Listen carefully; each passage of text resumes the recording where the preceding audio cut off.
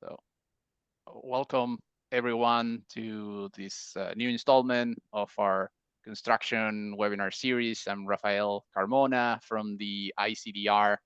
And before we begin, although you may have heard this before, I want to remind you that you can join ICDR Young and International as an ICDR Y&I associate. If you look for our website, ICDR Young and International, you will find the registration forms both in English and in Spanish. You will also find the recordings from our previous webinars, including our previous installments of our construction webinar series. So I encourage you to go there and check those out if you have missed previous installments. I also want to remind you that we have a LinkedIn group, ICDR Young and International is called. So you can also request to join, and we'll be posting all of our updates there too. I want to also take a moment to thank all of the co-sponsors for this series. Once again, the ABA Forum on Construction Law, the Society of Construction Law North America, and Y Construction, Young International Construction Practitioners. I'll also take just one last minute to thank two of our board members of the Y&I board, Alonso Mayordomo Castilla and Jose Antonio Casas Chavana, for coordinating this installment of the construction webinar series. And without further ado, I introduce Anya Marinkovich, also a member of our Y&I board, who will be moderating this panel today. Anya, the floor is yours. Thank you, Rafa, for those opening remarks, and good afternoon to our panelists and to all of our listeners. As Rafa mentioned, my name is Anya Marinkovich, and I'm counsel at Günther Arbitration in Geneva. The objective of our webinar today is to explore effective case management techniques in international construction arbitration, in particular from the perspective of the arbitrators who hear and have to decide upon these disputes. Disputes which, as we know, often involve large numbers of claims, complex overarching issues such as cost overruns and delay, and highly technical questions of fact. Before I start our discussion, let me just mention to anybody in our audience who may have a question as we're going, please feel free to post it in the Q&A. And if we do have any time at the end, we will try to address those questions. And now with that, let me introduce our speakers. First, we have Eliane Fischer, who is partner at Rothorn Legal in Zurich, where she specializes in cross-border arbitration, litigation, and alternative dispute resolution, both as counsel and arbitrator. She has extensive experience with construction disputes particularly, and is a co-chair of the Swiss Arbitration Association's construction group. We are also very lucky to have with us today Veronique Buehrlen, who is King's Counsel at Keating's Chambers in London. She is specialized in the area of complex energy and construction disputes and has extensive experience as arbitrator, counsel, and also as a deputy high court judge. And last but not least, we have Jim Perry from PS Consulting in Paris, who has both a legal and engineering background and has sat on numerous arbitral tribunals and dispute boards. He is a member of FIDIC's list of dispute board adjudicators and former president of the Dispute Resolution Board Foundation. So I'm, of course, thrilled to have Eliane, Veronique, and Jim here with us today to share their views based on their vast experience as arbitrator and counsel in construction disputes. The first question I want to hear their views on is particularly relevant to the topic of construction disputes, because these arbitrations are often heard by panels of arbitrators with diverse legal and geographical backgrounds. And I will ask this question to Veronique first. From your experience, are the expectations of the arbitral tribunal different depending on the legal background or perhaps depending on the seat of the arbitration? Thank you, Anya. Hi, everyone. Well, my answer is undoubtedly yes. I think that the backgrounds of the arbitrators can make a very significant difference to how the tribunal will think and operate. I think the issue of the seat is a slightly separate issue because, of course, the seat and what goes on at the seat can govern clearly at least some of the procedures, jurisdiction, and so on and so forth during the arbitration. Now, my own experience is that the procedures in a common law English arbitration can be very, very different to some of the procedures that I've seen from sitting with a number of colleagues on the continent. So, for instance, traditionally, from a procedural point of view, we have used pleadings, followed by a disclosure, an exchange of witness statements, an exchange of expert reports. Now, we all know that a continental or international arbitration can very often be done on the basis of memorials, which is a different type of process. And nowadays, we also have a hybrid process, which is not uncommon, that you see both certainly in England and again in mixed tribunals, which basically involves a sort of pleading style with rely upon documents followed by a disclosure process, witness statements, expert reports, etc. So I think procedures can be very different. It's also actually, in my view, very important to understand that even when you're using the same word, like memorial, you can have parties or arbitrators who understand something very different from the use of the same word. So I had this recently myself in an arbitration where one of the parties was a Belgian firm of counsel, and they were arguing about how in the second round of memorials they needed to repeat everything that was in the first round. And the English members of the tribunal were, what are you talking about? Until it was explained to us by the French arbitrator who was on the panel that actually in the Belgian court process it was quite normal to repeat your earlier arguments. So you've got to be really quite careful that everybody actually understands, even when you're talking about something which may appear to be the same thing, that it actually is the same thing in your procedure. That's procedures. I mean, there are much more substantive issues. You know, for instance, the approach to something like security for costs can be very, very different.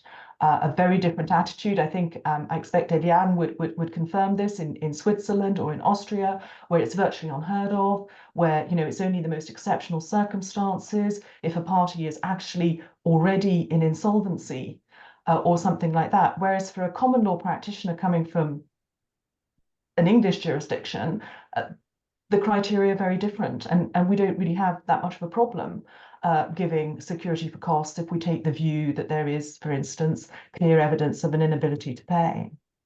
So that would be a good example. And I'm sorry, because I'm probably going No, but there are lots of different issues. You know, burden of proof is often very different, and substantive issues. What I will say with a counsel hat, rather than arbitrator hat on, is that I think it's very difficult sometimes to predict what a mixed tribunal will do. Well, since you mentioned Eliane, I'd be interested to hear if she also has any views or simply agrees with most of what Veronique just mentioned.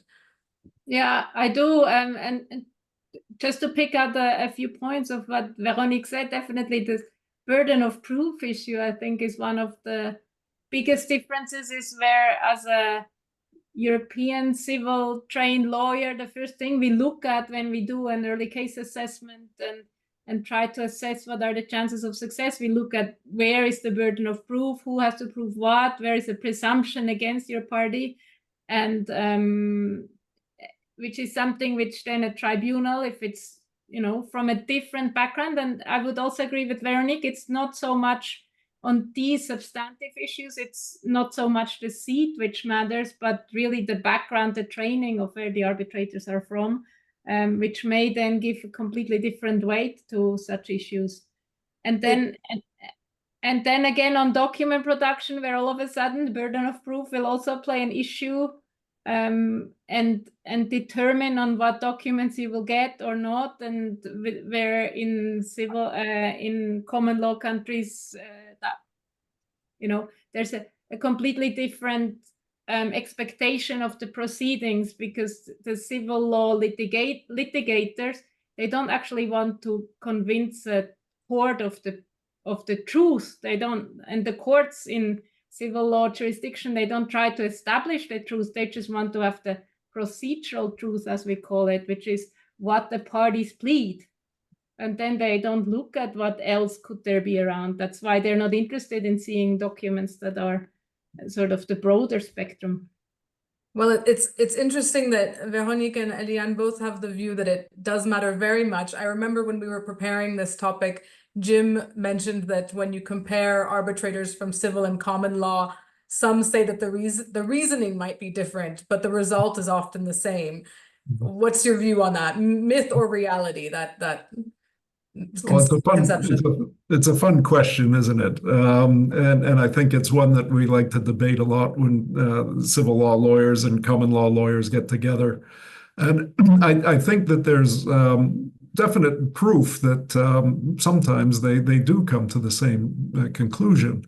I was just reading an interesting article in the Tulane Law Review comparing promissory estoppel with the good faith obligation in negotiations, for example. And it demonstrated, I think, fairly convincingly that you probably get to the same kind of results applying good faith principles, French-style good faith principles in negotiations with a U.S.-based argument on promissory estoppel. So I do think that there are definite cases where that statement would be correct, that you get to the same result. But I do think there's a number of other cases where it becomes much more subtle and a little more difficult, and maybe we oversimplify that statement. And I think a good example might be with time bars, for instance. If you look at some situations, time bars are perhaps maybe not legal in some jurisdictions. A lot of German construction lawyers will argue that under their BGB code, Article 307, which requires reasonableness in contract conditions, a number of German construction lawyers will say that you'll fail with a time bar. It's not going to hold up in German law. But the fact is there really isn't any cases on that in German law. It's not something that's used that often in their contracts, from what I understand, which there by itself shows you an important cultural difference. If you look in common law world, we'll have an awful lot of jurisprudence on how to deal with time bars. So there may be very important principles in construction law that just simply don't apply, and it's clear that they might not apply. But staying still on the subject of time bars, there can be a subtlety of how you interpret a notice. French law, for instance, is reasonably clear that time bars are legal. We don't have the same obstacle as in German law. But a French arbitrator is much more likely to look at a questionable document that's being purported as a notice and accepting it compared to perhaps a common law arbitrator, in my experience. An example recently was contractor had been complaining that a specification was difficult to execute, and they had asked for a derogation of the specification, a relaxation. My own view was that that wasn't good enough to be a notice of a claim, because they hadn't mentioned that there would be costs associated with this, and they hadn't mentioned that they intended to claim. So it looked like they were asking for a favor. But civil law colleague on the tribunal felt, no, everybody knew there was a problem with that specification. That was constructive notice. We should not time bar this for failure to give notice. So there's cultural differences that come into this, and those make what looks like a similar conclusion. Yes, time bars are legal. It results in the application being different. That's so I think we can conclude that it does make a big difference, and you need to know who you're pleading to and how to present the issues that you're pleading in a way that will be understood by the members of the tribunal. Looking more to the actual organization of the proceedings, going to the start of an arbitration, I'd be interested to hear your views on what can be done at the outset, for example, at a first case management conference, to ensure that a party's case is presented comprehensively and efficiently when we're dealing with these large and very complex disputes. I turn back to Jim first on that question, and then I'd also like to hear Eliane's views on it. Well, I think there's not a one size fits all, obviously, but as you mentioned, Anya, at the beginning of the seminar, construction cases are notoriously complicated, a lot of facts, a lot of documents. I do think that there's a number of things that can be done perhaps better than we do at the outset of the arbitration. One of them, and Veronique's already mentioned, is especially if you're combining arbitrators from different jurisdictions or counsel from different jurisdictions, is to determine what type of proceeding you're going to have. One using memorials, with the memorial system being basically 2 rounds of submissions, a statement of case, statement of defense, probably a round of document production, a reply and a rejoinder. But each one of those submissions will be complete, including your factual witness statements, your expert reports, and exhibits, versus the pleadings system that Veronique described for us. I think that's an important choice to get going. And in the Middle East, I think in particular, that can become quite interesting, where you have this somewhat mix of civil law as the background, but often proceedings are handled in a rather Anglo-Saxon manner. So getting those issues sorted out early are natural, and people will do that. But take into account the audience that you have. By that I mean the tribunal. I also think it is useful just simply to give the parties a little reminder that it's important to be civil. We're not, as arbitrators, very interested in dealing with motion after motion that's constantly being rejected. If you can establish a rapport with the other counsel, that's always very helpful and much appreciated by arbitrators. I think that should be a key takeaway for our audience today. That I've also seen in my experience that you know, we're not in court. Of course, arbitration is an adversarial process, but having parties that are cooperating and counsel that are able to speak to each other is quite important. Eliane, what's your view on getting things started at the beginning? I find just discussing expectations can already help to say, and it can either come from the parties, usually from the claimant, or it can come from the tribunal if the parties don't mention it, that you actually discuss front loading. You say, as a tribunal would say, look, of course you have a second round of submissions if you do memorial style pleadings, but the aim of the second round is not to, you know, keep back your documents, your experts, your witnesses for the second round, but to bring them in the first round and then try to avoid having a third and the fourth round. And then in my experience, it's not necessarily something that you have to write into PO number 1, but it can just be also noted in the, you know, key summary of the key points discussed at the CMC.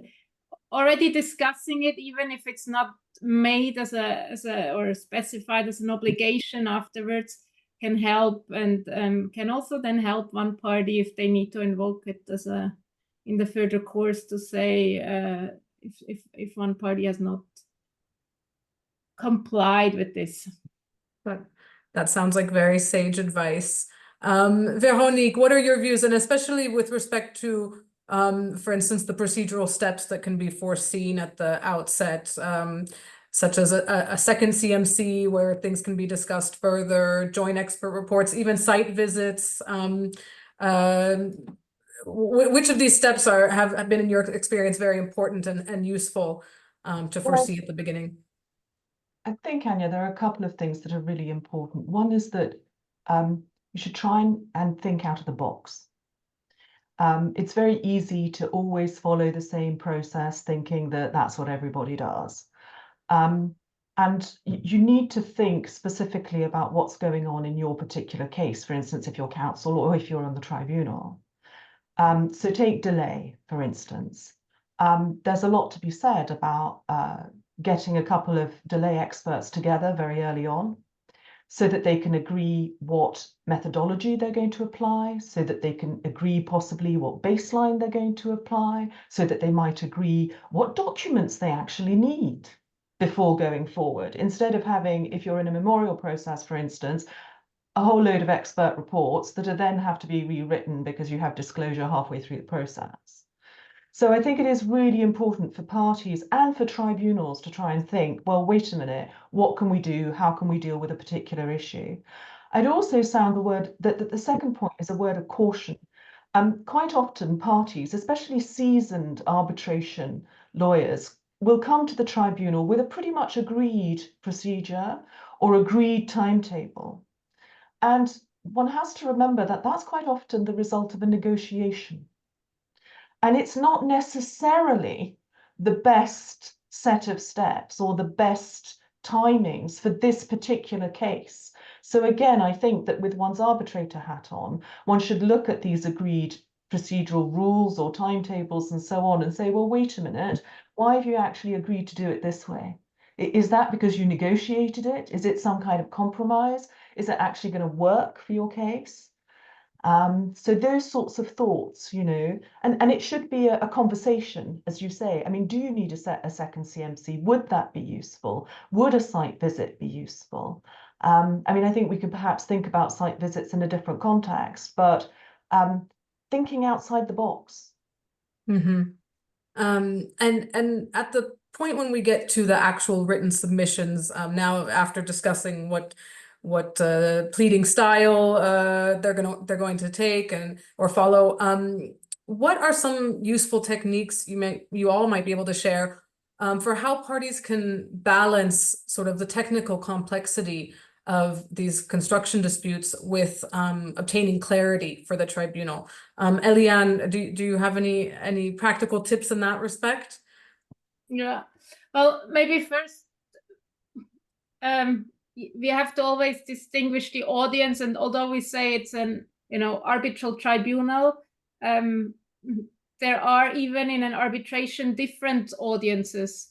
You have, on the one side, you have certain parts, especially your submission will be aimed at the arbitral tribunal, but then you have an expert report which has one section which is obviously also aimed at the arbitral tribunal. Ideally, the tribunal will read all of it, but definitely you will have the more technical issues, which are also then aimed at the opposing expert or opposing counsel, because then they will then go into the nitty-gritty detail.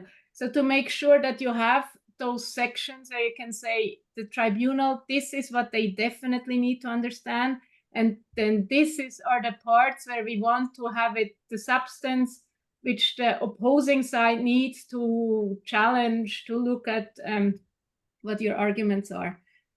And then in terms of techniques, I think IT has helped a lot, has made a lot of progress and has helped a lot in recent years. So to have the hyperlinks, I find very useful as arbitrator and also as counsel. If I go back to my own submissions or to the other side submissions, if you can click and the document comes up, that's definitely a great advantage. Sometimes I see that arbitrations tend to go, like, they have their own life. So even if you feel that certain things are important, all of a sudden issues come up and gain importance, which maybe you would say, where does this come from? And then how to deal with this, because the other side raises an issue and blows it up big, but you think, well, not sure if this is really what the tribunal should focus on. Then I find it also useful to just, add put some things into a separate annex and deal with them, but clearly show to the tribunal, now this is our main position, which we want you to read. We're answering what the other side says, but we do not see them as a main focus. So here they are in a separate annex. That sounds like a technique that would be especially helpful in refocusing the tribunal's attention really on the elements of a particular claim, whether you're claimant who needs to prove those elements or respondent who wants to show that they haven't been proven. Sometimes we get away from that, especially where there are so many technical issues that also have to be decided, maybe battled out by the experts a bit. But getting down to the elements of what the claim actually is composed of is quite important. We've spoken now, or at least Eliane's given us some great tips about what to do in your written submissions.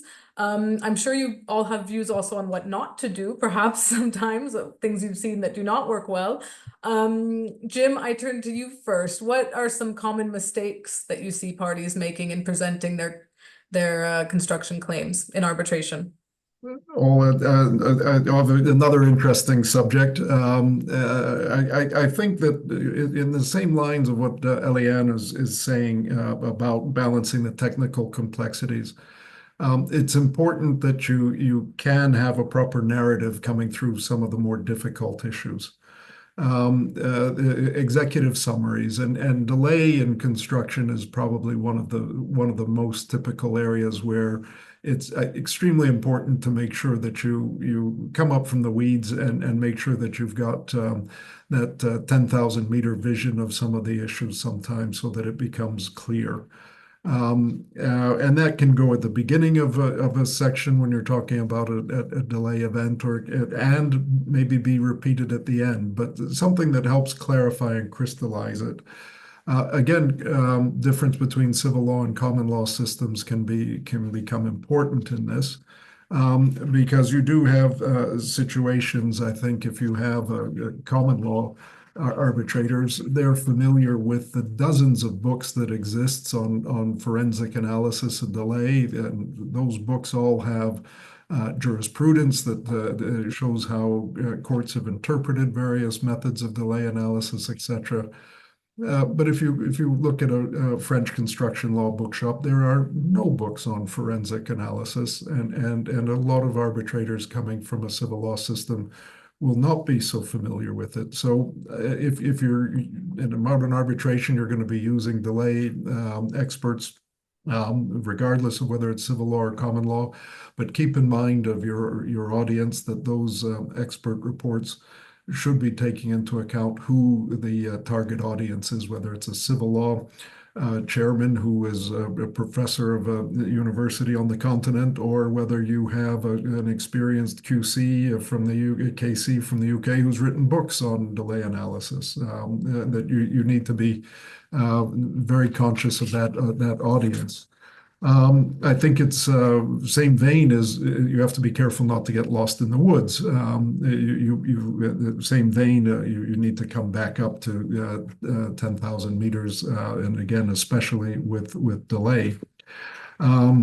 I think an example that I've seen of that come up with your audience, two cases after we translated the SCL protocol on delay and disruption into French, an eminent French construction lawyer who was our keynote speaker when we rolled it out said, "This is all very interesting, but I don't think any of it works here."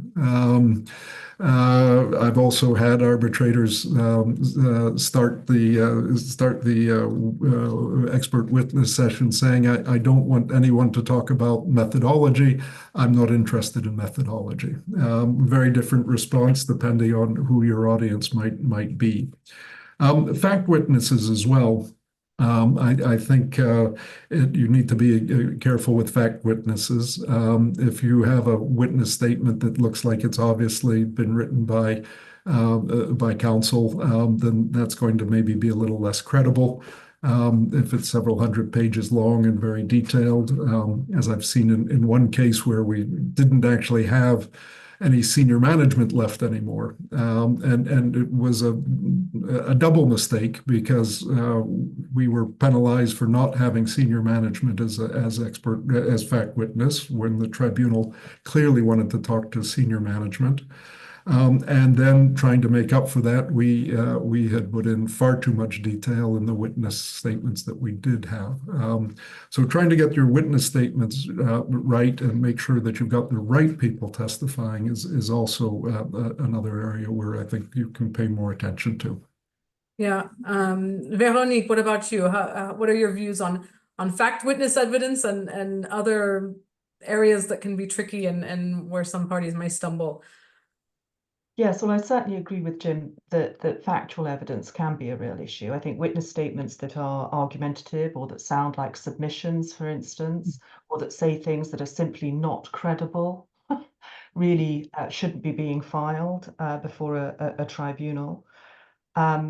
I mean, the wood from the trees point that Jim makes is incredibly important. It's very easy in complex construction cases to simply be unable to see the wood from the trees. And something that I think is very important, and certainly I've always tried to use in my own practice as counsel, is do not make bad points, because they will undermine your good points. So have the confidence to put your good points out there and don't make another 10 points which you kind of know aren't really very good points or don't really ultimately go anywhere, because you're going to damage the core of your case and the good points that you want to make. So certainly that. I mean, I think that actually during a hearing, my own view is reading from a set of pre-written submissions is extremely boring.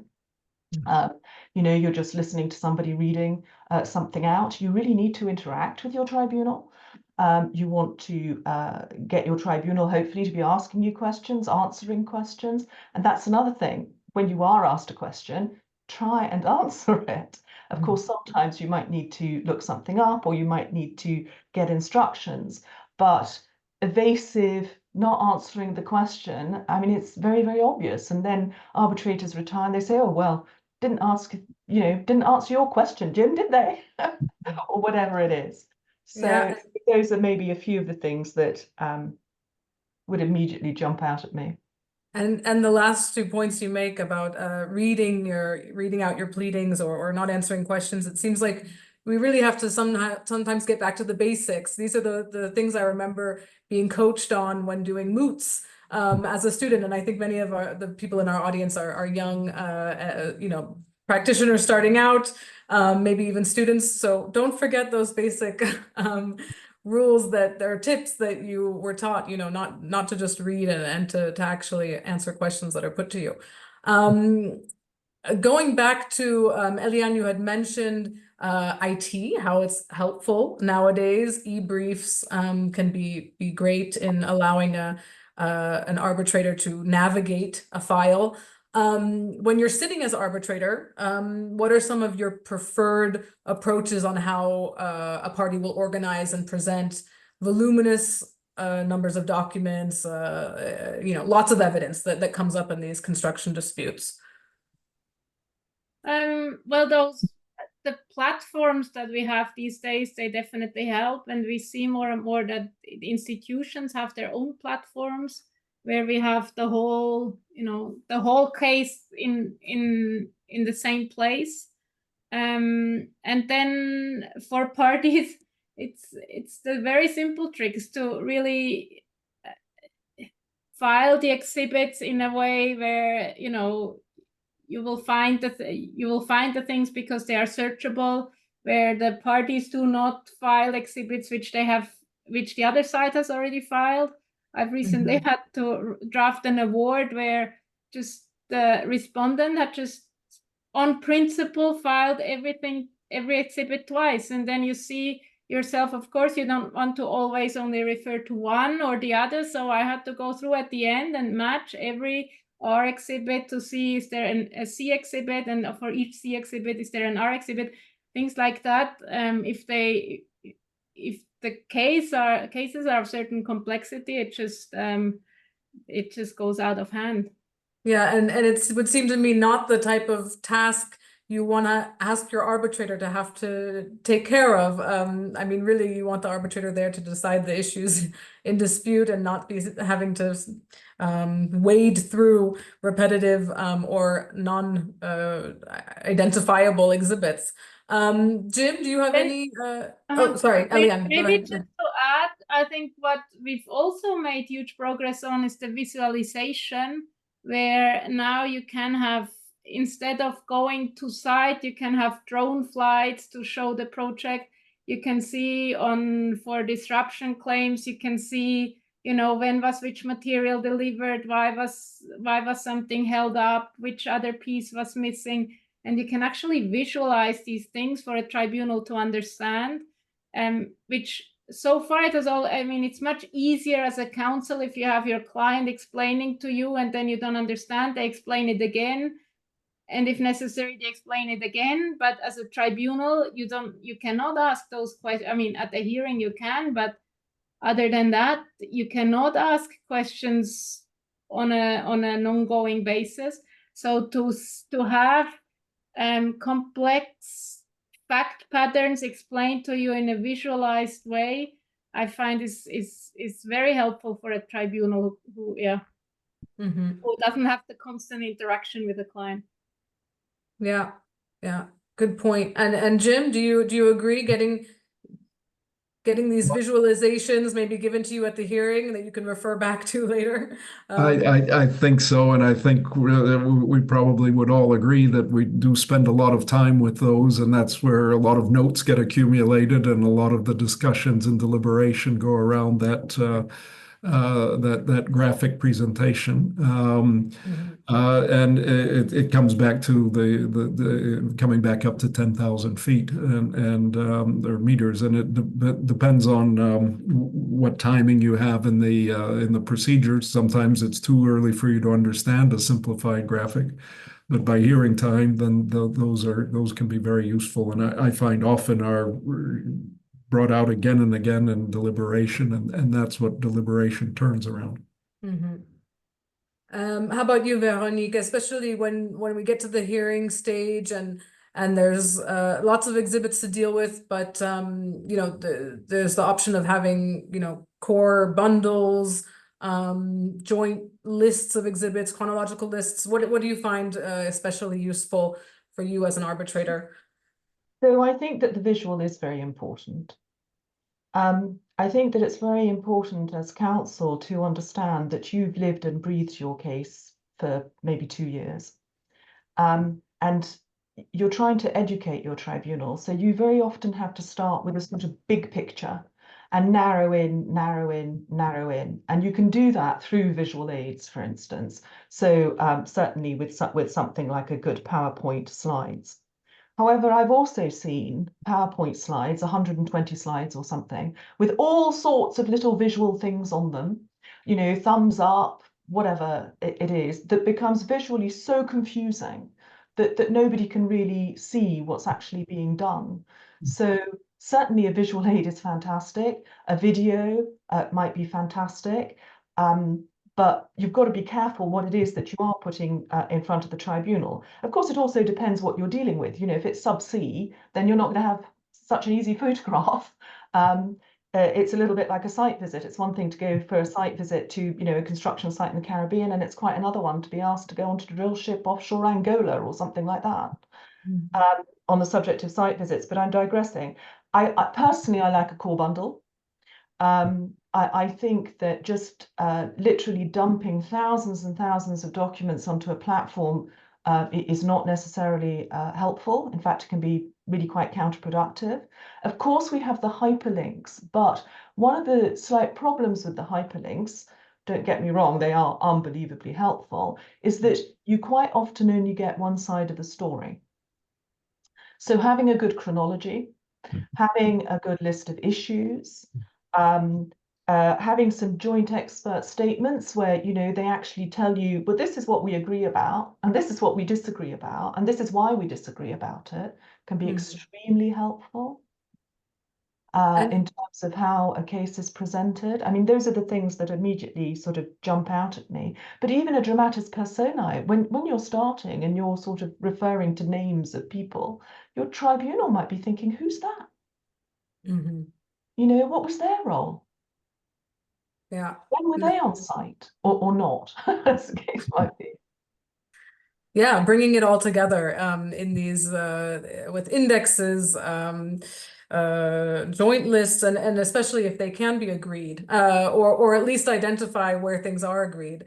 I think most arbitrators appreciate that.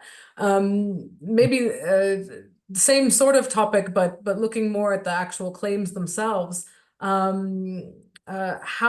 can parties best present claims when there's multiple defects, there's multiple variations, extensions of time, additional costs, all sort of interlocking, but or not? What can the parties really do to streamline the process where there's such extensive technical and factual detail? Jim, do you have some suggestions there? Well, I think we've all seen where you have a huge volume of items that are, especially if you have a lot of variations, for example. You might have 100, maybe several hundred variations that there's agreement that there's entitlement, but they've not been able to agree on the amount that's due for the variation. And I think tribunals groan when they think of having to grind through several hundred variations in the award. And I do think that tribunals sometimes hesitate to even ask the parties if we can't streamline this by perhaps going in with a sampling procedure or a pro rata approach based on the idea that 20% of the items cover 80% of the amount. But I do recommend discussing it with the parties early so that they can get a feedback. I've had several cases where one of the arbitrators didn't even want to ask it. They felt the response would be no. But they were extremely happy when the response was yes. And it does save an immense amount of time. You'll, of course, need to then define what the basis is going to be, which variations go into that sampling. And you need to be careful sometimes how important that is maybe for a delay analysis. But in principle, it works best if everybody's agreed that the variation is entitled. It's just a matter of the cost. So that's a great way of saving some time. I think another issue is when you are dealing with quantum itself, do you really need to see every single proof of bank wire of every single payment that's been claimed? And may even go a step further. Do you need to see every single variation? Every single purchase order or invoice? And if you can get that procedure set up early with the experts so that they're doing some of the sampling, they're investigating the other side's records, and that they can vouch that the sampling system they're satisfied with, that can be extremely helpful in streamlining as well. Even in defects, if there's a lot of repetitive defects, you might be able to categorize those and look into entitlement based on category. Was this a design issue or is this a workmanship issue?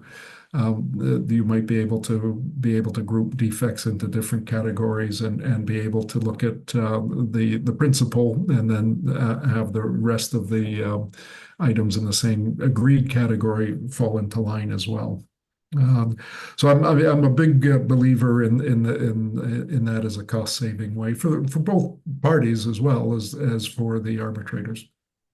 That seems to harken back to what we said at the very beginning of setting up a good working relationship between counsel and also setting up a good sort of communication between the tribunal and counsel, and perhaps having some of these proposals come from the tribunal itself. I don't know if that from all your experience as counsel, is that helpful to have tribunals suggesting some of these techniques and would it lend itself to agreement perhaps? I think so, Anya, because I think counsel may not want to suggest that for fear of how their client may react. But if it's the tribunal that's suggesting it, then I think it's easier for both counsels to accept that. I'm looking at the time, and we had planned to end around 10 to 4 for those of you who might have meetings at 4 or whatever else you need to do. So we have a few more minutes, and I guess maybe I would just ask each of you if you have a takeaway or one thing you didn't manage to say today that you wanted to say. I'll turn first to Eliane and say thank you for being here and for sharing your views and what's your final thought? You're on mute as well, still. Maybe this last point, which you mentioned about the council relationship, I think that just a good working relationship between council just adds to the well-being of everyone, I would say. The clients pay less because there are no unnecessary costs. The tribunal is not bothered with lots of requests on issues, which, I mean, the tribunal is interested in deciding the substance in the end and not all the procedural haggles. And it's more fun also. Yeah. Jim, final thoughts? Well, I think, you know, if you do establish that good relationship between counsel, you might find that a settlement breaks out as well. I don't think we've talked about that much, but you shouldn't discount that. And then I think if just a final comment on proceedings in general, it's a quote that's attributed to a number of different authors, but after signing a long letter, a writer signs off by saying, "I'm sorry this letter is so long, I didn't have enough time to make it short." And I think that's maybe something key in what we've been talking about too, is making this very pithy and getting straight to the point as succinctly as you can. It's worth taking the extra time. I like that last thought. And so, Veronique, what can you share with us as your final thought today as well? Well, that's a very sound thought, but of course it's very difficult to be short, and it's often much easier to be long. I think my takeaway would be to encourage everybody to try and think out of the box, because it's by looking at things and thinking out of the box that we improve and that we change our procedures and that we move forward. So, you know, if you do an arbitration and you see a procedure that you think worked particularly well, for instance, you might then be able to use it elsewhere. And that's how our whole process will evolve. Yeah, and that is also the beauty of arbitration and the reason why we are taking these disputes to arbitration, so that we can have a flexible approach and think outside the box and implement innovative, hopefully, but also effective case management techniques. So with that, I don't see any, maybe I'm not looking in the right place. No questions from the audience, and we are running out of time anyways. So I will just say thank you all three of you so much for being here today and sharing your views with us. Thank you for all those who have tuned in, and this webinar, you can go back and watch it again on the ICDR Y&I YouTube channel. And with that, I just say good afternoon. Thanks again. Thank you, Anya. Thank you, everyone. Thank you, Anya. Thank you, everyone.